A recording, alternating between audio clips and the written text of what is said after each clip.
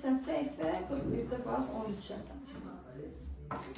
Nəsə oxu birinci şərh. Maddi nöqtənin eyni bucaq sürəti ilə hərəkətində xətti sürət çevrənin radiusundan asılı qrafiki.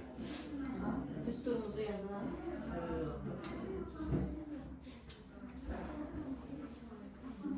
V'nin evdən asılı qrafikini soruşur. Birinci düsturumuzu tapaq ki, hansı düstura görə tapacağıq? Bax, yox, şərtlərdən diqqətlə bax. Eyni bucaq sürəti ilə, yəni nə? Eyni bucaq. Bucaq sürət hansı hərflə yazılır?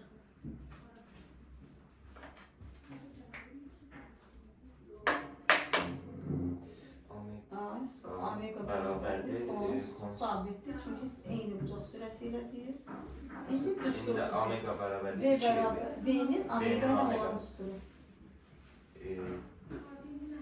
V bərabərdir 2 omega. Omega R. Omega R. Bərabər burada. İndi necə asılıdır? V R-dən necə asılıdır? Sürətlərsə necə asılıdır? Düz asılıdır. Yox, o düz asılı deyil axırı. O sən yazılın kök altı asılıdır. Oldu hansı variant? C variantı. C variantı. Düzdür. Variantı qeydilə. 17. İndi burada deyil ki, cisim verilmiş radiuslu.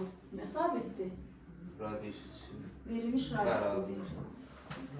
Radiusu bərabərində olacaq düz xətt. Yəni R bərabərdir R bərabərdir konsta. R bərabərdir Konstant. Bizə V-nin elə düsturunu seçək ki, orada yox, səndən V-nin N-dən soruşur. Sən nə yazmışsan qrafikdə? V-nin N-dən asıllığı. Onda V olacaq. Yox, aşağıda qrafikdə V-nin N-dən R yazmışsan. N-dən. O düz idi. R konstantdır. İndi elə düsturu seç ki, orada R də olsun, N də olsun. R də olsun, N də. Bu tərəfdə yox, birinci düsturu yaz olacaq figur. V bərabər nəyə? N-dən olan düsturda. 2. Ne oldu yaddan? 2, pi. Pi, R. R vur, N.